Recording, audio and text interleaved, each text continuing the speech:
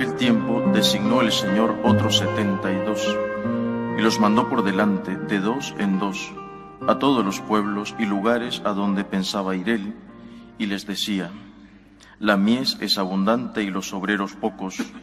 Rogad pues al dueño de la mies que mande obreros a su mies. Poneos en camino, mirad que os mando como corderos en medio de lobos. No llevéis talega, ni alforja, ni sandalias, y no os detengáis a saludar a nadie por el camino. Cuando entréis en una casa, decid primero: paz a esta casa.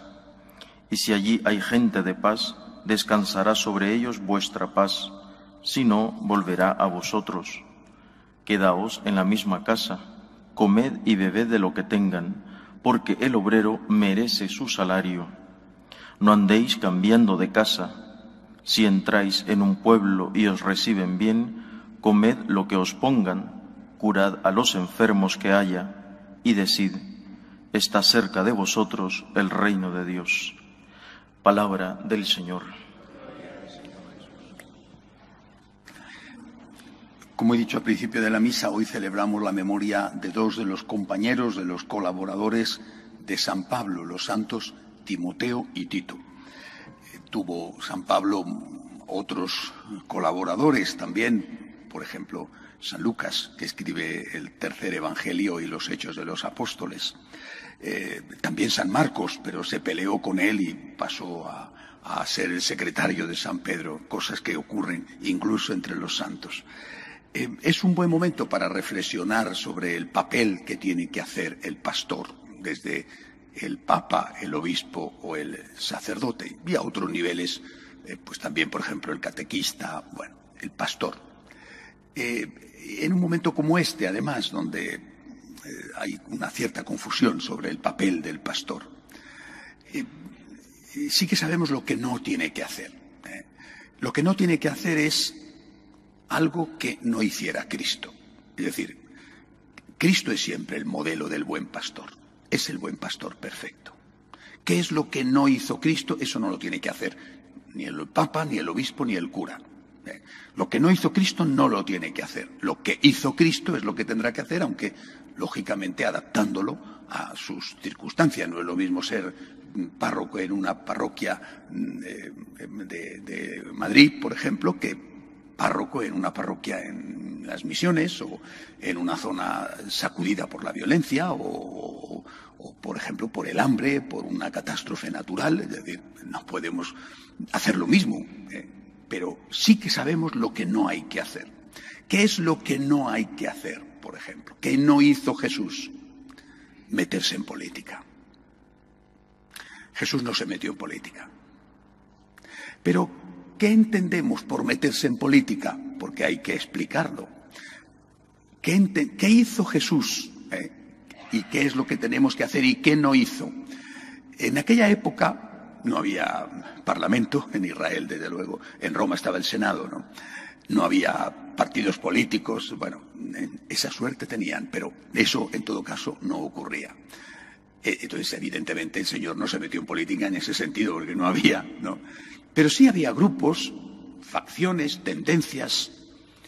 ¿Qué es lo que no hizo el Señor? Lo que no hizo el Señor fue tomar partido por un grupo o por otro. Fue de todos, de todos. En cambio, sí se metió en política, entre comillas, ¿verdad? No tomando partido a favor de un grupo, sino defendiendo determinados principios, valores, causas. Por ejemplo, se metió en política cuando curaba en sábado. Uy, esto era una cuestión entonces de la máxima importancia. Se metió en política cuando defendía a la mujer. Pues esto les ponía, vamos, con los pelos como escarpias a los fariseos.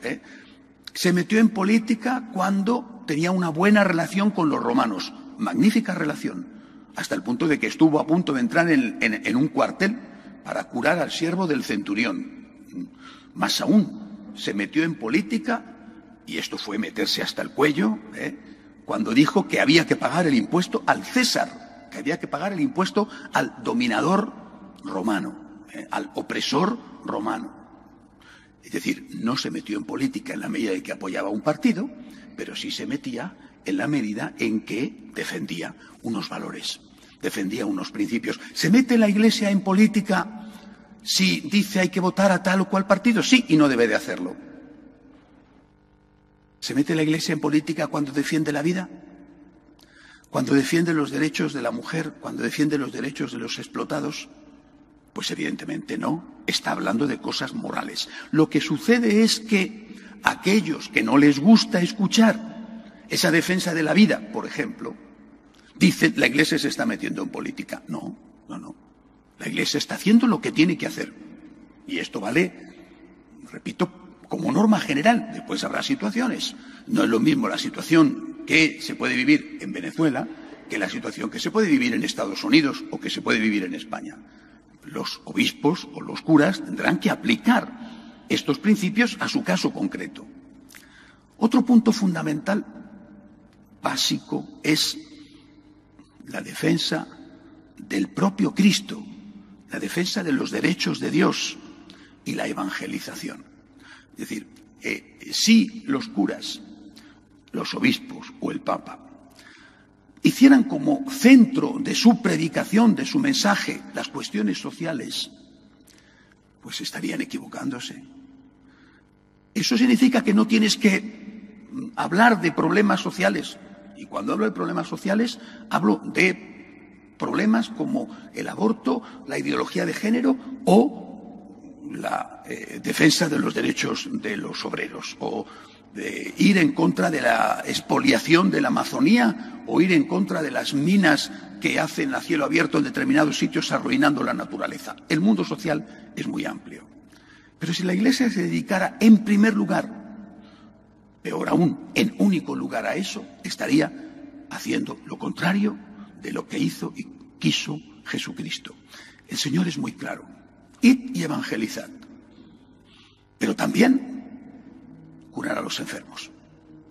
Lo ha dicho hoy el Evangelio. Id y evangelizad y curar a los enfermos. Es decir, el alma y el cuerpo.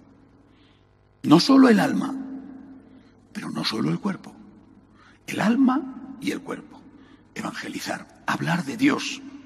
Decirles a todos que Dios existe, que les ama infinitamente, que hay vida eterna, que Dios es el que nos perdona los pecados, que su sangre derramada nos salva.